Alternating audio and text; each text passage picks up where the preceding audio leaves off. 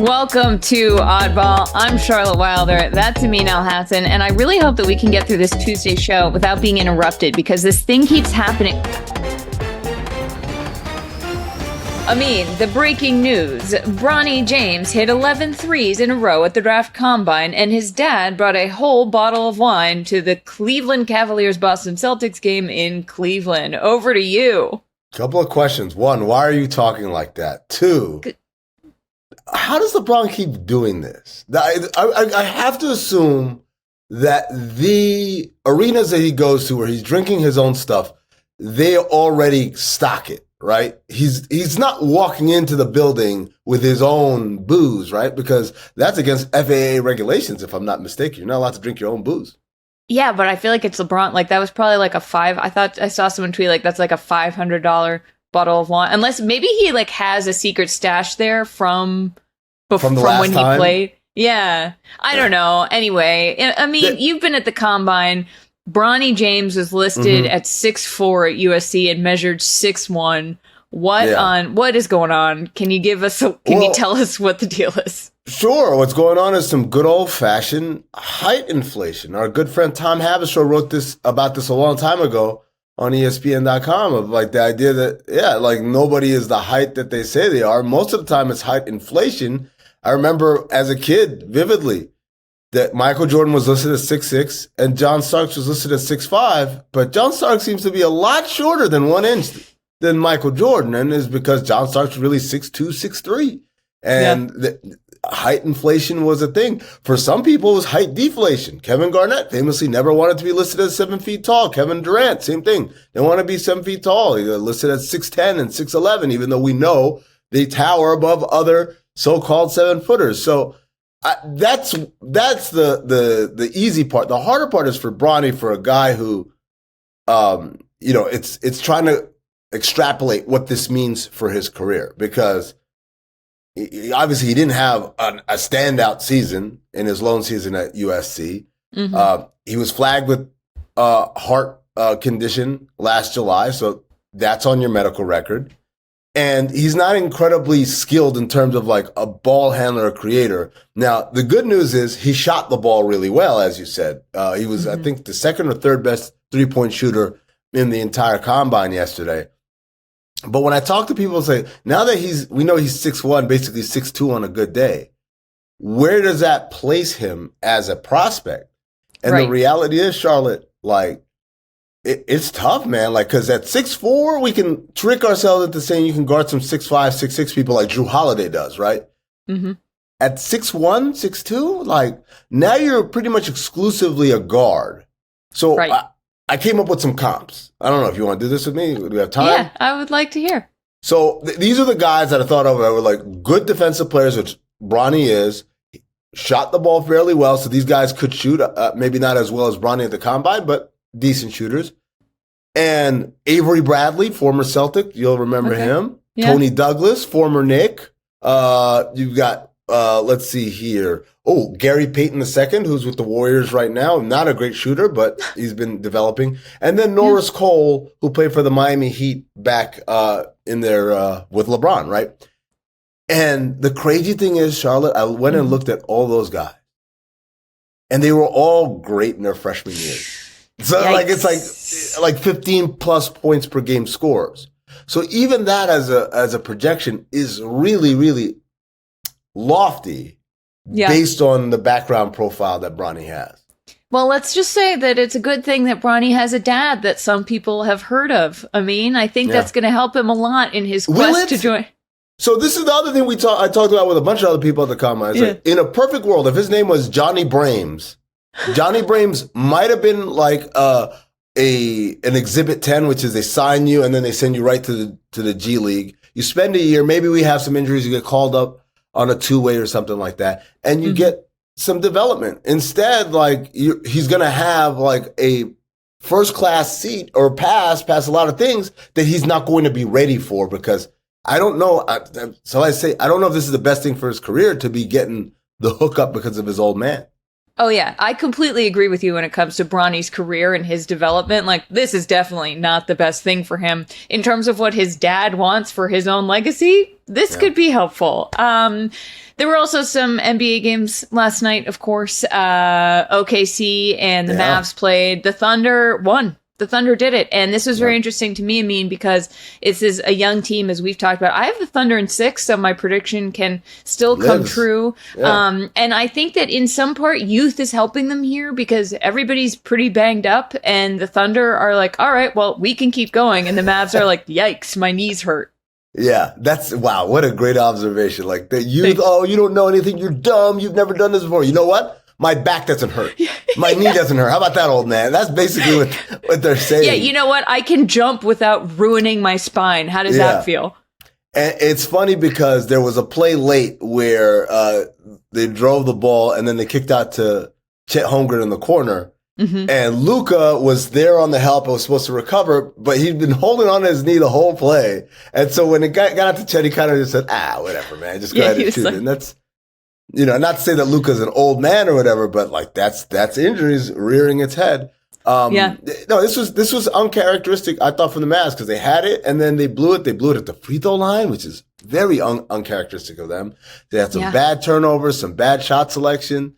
And the Thunder, you got to give them credit. They came out with a great competitive spirit, particularly coming out of that halftime to close the game and then take the lead eventually in the fourth quarter. Yeah, and I think that it's just a testament to how this Thunder team is acting so much more mature than they should be and doing things that people were like, they're not going to get it together. And Shai Gilgeous-Alexander, we have to give him his flowers. Unbelievable. The floaters, the jumpers that he hit to close that game out, absolutely amazing. Charlotte, why are we wasting time? I want to get to the question I've been waiting to ask you pretty much for almost 12 hours now. What? How large was the brick you shit when the Cavs started to make that run at the end of that game? I would say it was like the concrete building block size. I was like, we're not doing this. What I will say about that Celtics win is they didn't lose in a blowout. They didn't win in a blowout. Things got tough and they actually stuck with it. This feels weird to me. I'm like, there's like very little joy here. I think Kristaps Porzingis brought the most joy that this team has seen because when you have a career year with the Wizards and then suddenly you're with the Celtics, it's like, oh, well, this is nice. But Jason Tatum and Jaylen Brown have just been broken a little bit by Boston. So I guess as a fan, I just have to be like, happy with the wins. I mean, despite how they may feel. I was just thinking, man, Charlotte right now must be dying because it's like this is the script, right? Like that's how the doomsday scenario plays out. It's like you're winning, they're missing Donovan Mitchell, this thing's over, put him in the can, whatever. And then next thing you know, it's like, why are they making this? Why does Max Strus keep making shots? Why is Darius Garland going crazy? Yeah, I was like, we're not. I was like, you're kidding me. And then, of course, after the game, Jason Tatum's like, oh, well, they didn't have their best player. Makes everyone free. And I was like, that is not how good. That is not how this works, dude. Anyway, you know what? Back to you, Amin and Charlotte. Having 2 roast beefs, 3 tuna salads, and 1 pickle. What is happening? Oh, my bad. Were you at a drive-thru in that bit? I think I was working. Maybe like the sandwich guy at the office. I don't know. Yeah, I watched too many movies. You didn't know you didn't even know what you were doing there. I got transported. I don't know. It's kind of like Quantum Leap. Have you ever watched Quantum Leap? Absolutely not. It's a movie. Have I seen it? No, it's a TV show. You know what I did see? It's a TV show. Okay, it's a TV show. I didn't see that either. You know what I did see? I did see every game so far of the Denver Nuggets playing the Minnesota Timberwolves. I mean, I believe you have something you would like to say to the good people of the internet. Yes, it's hot. Told you so. Last week we did a segment called Time Travelers, and I, instead of just pretending, built an actual time machine. Actually went into the future. Actually saw the results of game 3 and 4, then came back to let all of you know that this series would be tied after 4 games. You know what everyone said? I mean, they lost the first 2 games at home. I mean, the teams are like 20-4 when they win the first 2 games of a 7-game series on the road. And I said, okay, I guess my time machine is just, defunct or whatever. But turns out it works pretty good. How's your time machine, Charlotte? Did you build one? Yeah. No, I don't believe that I gave any sort of prediction whatsoever. I certainly did not build a time machine and say that the Wolves would sweep the Nuggets. I absolutely didn't say that. There's no evidence of that on the internet. Please don't go looking for it. On Sunday night, Denver won 115 to 107, and you were there. I mean, can you tell me what that was like? It was electric. First of all, what a great atmosphere. It was so white. Everyone had these white playoff t-shirts and a white towel that they were waving around, and they were all white as well. But it was incredibly overwhelming from a sound standpoint, from a visual standpoint, and it was a great atmosphere. Every time Anthony Edwards did anything, everybody swooned and fainted. It was so cool. And the energy was great, and the Wolves were up, and then the Nuggets go on this run at the end of the half, and that was murder, she wrote. Yeah, tell me about that, because they went on an 8-point run at the very end of the first half, and Jamal Murray did this amazing flex in front of Kevin Harlan, the announcer. Did the whole building just was it like a balloon popping? Like, what happened there? It was the shock and horror of the energy being sucked out of the building, which is great because Kevin Harlan, who, by the way, was honored by the Wolves during the game, who was the franchise's first play-by-play announcer when they were founded 35 years ago. Absolutely. And he used to have these things like, he sucked the gravity out of the building. Well, they sucked the energy out of the building. It was just kind of like, oh, you could feel it coming out of everybody's collective mouths.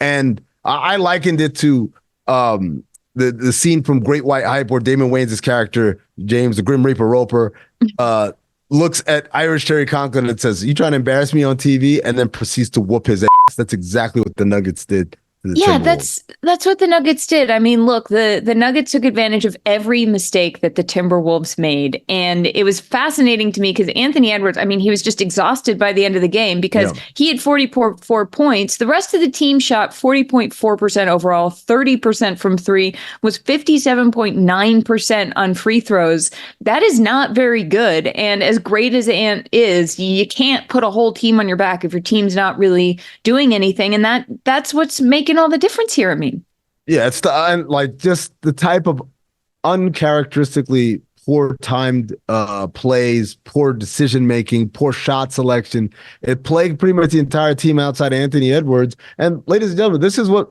lack of playoff experience looks like, right? For Karl Anthony Towns, for Rudy Gobert, these are high pressure moments. And Towns missed his first free throw. He almost airballed it. I was taken aback. I mean, because he's a really good shooter. Some people call him the greatest shooting big ever. And for him to just struggle the way he did was kind of shocking, but also not surprising, given what they're up against. Yeah, they're up against a team that feasts on this your mistakes, basically. Yes, exactly. Does Cat have? I think he has the most threes of anyone in the playoffs, which sort of blew my mind. But I don't know. Let's just toss out a stat there without absolutely any backing. Charlotte, great job. Why not? Phenomenal. Let's go to some statistics we do have because since 1984, when the playoffs expanded, teams are 4-20. When they lose the first two at home. This excludes the bubble. I mean, can you tell our friends out there who those four teams were? It's sort of fascinating. So you got the 69 Lakers beating the Warriors. You got the 05 Mavs beating the Houston Rockets. You got the 94 Rockets over Suns, which is probably the most famous example. That team went on to win the championship after losing the first two games at home in a second round series against Phoenix. They won that series in 7. The Nuggets, I could see them being the next team to go on to the finals and win after being down 0-2 at home. Here's some the odds from our friends and parents at DraftKings. Hi, Dad. Hey, Dad. Before game one, the Nuggets were favored. They were minus 280. And after game one, they were plus 100. They were a slight underdog, maybe like a Bichon Poo, one of the little white dogs. I don't know. After game two, they were plus 400, like a bull mastiff, like a big dog, big time underdog. Yeah. After game three, they were plus 165, maybe like a dog you get from the pound and love very much and is sort of like 50 pounds, whatever. After game four, they are once again favored. But we have another game 5 that we have to talk about because tonight the New York Knicks and the Indiana Pacers will play game 4. The New York Knicks, this is like as close to that scene in Dumb and Dumber where it's like our pets' heads are falling off that I have seen an NBA team. They have nobody basically. And the people they do have are on like one leg. The game 3 recap is that Indiana won 116 to 106. Game 4, the Pacers won 121 to 89. That was a hideous performance by the Knicks. Can you tell me if Tom Thibodeaux, if the head coach of the Knicks here, is to blame for what is going on, for how much the Nova Knicks have been playing? Because I'm confused. I feel like some people are saying the only way that the Knicks could have won and gotten here was by playing their starting 5 as much as they did. Is that true? Like, what's going on here? Who would have thought that, hey, if I play everybody 47 minutes in these incredibly close, strenuous, incredibly physical games, that something could go wrong, that some of these guys could get hurt? No, of course. And here's the thing. I don't like when people argue, well, that's the only way they could win the games. Because those same people ask them right now, hey, you think the Knicks are going to win tonight in game 5? They'll be like, yeah. Like, but they're going to be playing Alec Burks and Precious Chua and all these guys that weren't really getting a whole lot of minutes earlier. But yeah, but they're good enough to overcome. Well, if they're good enough to overcome with these guys, then why didn't you use them earlier? And then you could have not ran your other guys into the ground. It's a ridiculous argument, this idea that there's only 6 people we can trust to win this game. And so we're going to use them like injuries and fatigue are turned off on the controls.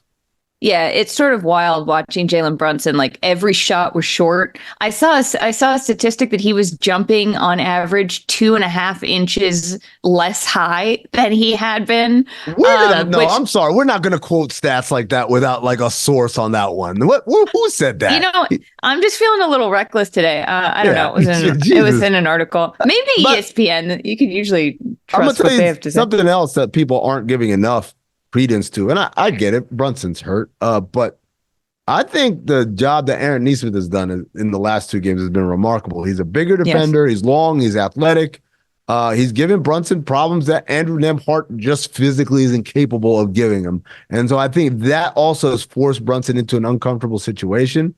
One thing I don't want to hear is when the series ends is for us, people start to tell me just how hurt Jalen Brunson was, because I don't need it. I don't need to hear it. I don't want to hear it. He says he's fine. If he says he's fine, then he's fine. Don't come back later and try to explain to me, well, actually his ankle is the size of a grapefruit or whatever.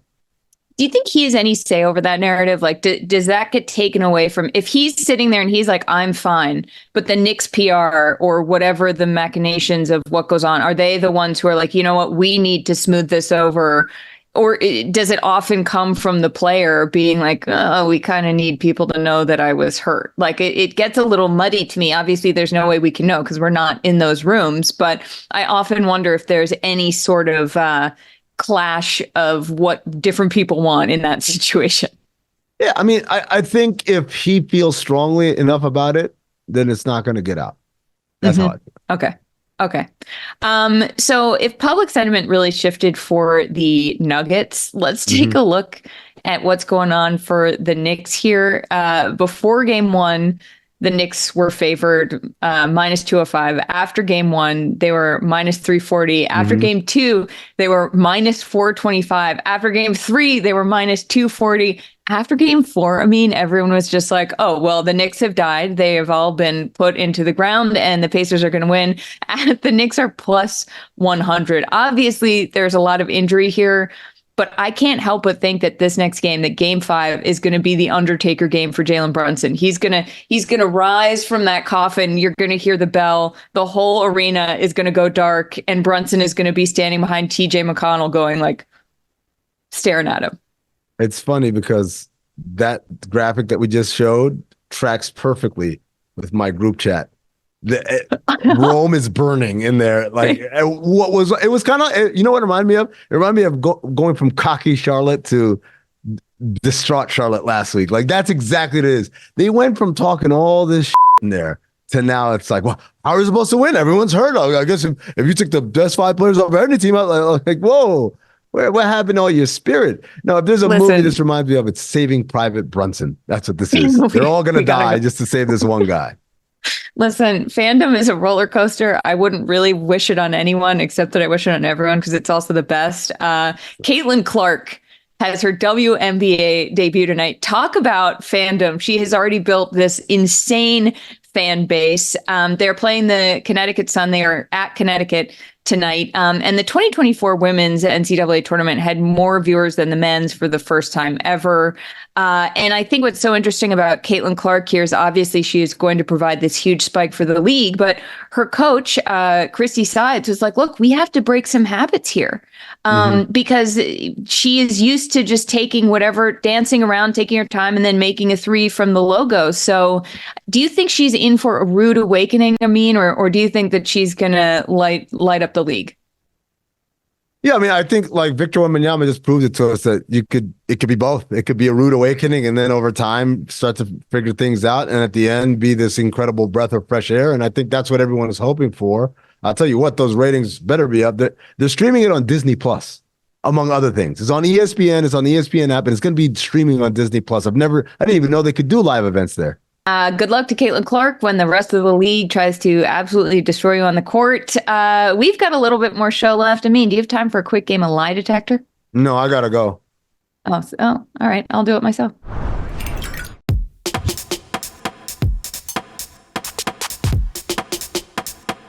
All right, welcome back to Oddball. This is one of my favorite things we do here on the show. It's time for Lie Detector, where we hear quotes from around the league. We don't have our fancy little doodads on, but they are implanted into our brains with microchips at this point. Let's start with Anthony Edwards. He is feeling good before Game 5 versus Denver. Let's hear what he had to say. I don't think they got any momentum. I mean, they won. We won 2 games. They won 2 games. At this point, it's just whoever win 2 games. So I don't know how people look at it, but I look at it like I'm happy. I'm ready. We're competing at the highest level, and I'm smiling about it because I'm happy. I'm ready to go play. If we play tomorrow, I'll be ready. So it's gonna be fun. I mean, this feels. He's happy. What does that say? This is says lie. No, it doesn't. Yes, It is a lie. In fact, it's a lie. It's a lie. Yeah. First of all, you know how I know it's a lie? We know Anthony Edwards. When he's happy, he's got a little kind of like, almost like a menace to him. That was jovial. Like, oh no, it's fun. It's fine. Oh my God, we do it. Oh, this is so fun. Like, that's not how you are when you're happy, dog. I know you. But even bigger tell, we cut that sound off a little too early. As he gets up, he glances at the box score and he says, and I censorly quote, "This ninja, Aaron Gordon." And that is the unmistakable like disbelief of someone who just got crushed by someone who shot 10 of 11 from the field. He is not happy. He is not believing, not like that. He might say, look, to hell with this. We're not going out like that. But it's not everything's fine. Everyone 2-2. No, brother. You're not gonna fool me. I like that Ant just completely lied. He was like, they have no momentum, and B, I'm happy about it. And it's like, buddy, this is that it's so obvious. I sort of wish that he'd tried something a little trickier, but also we always talk about Anthony Edwards' leadership.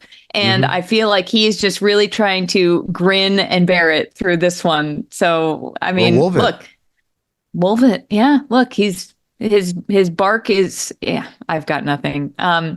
Let's see. Let's move on. I mean, I need some help here.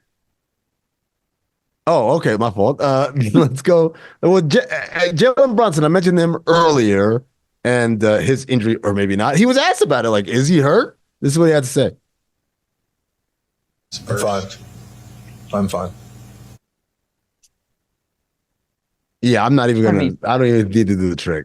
You're not fine, dog. You're not fine, and we're gonna get a bunch of people saying, "Oh, he's so hurt. Oh my gosh, you didn't know.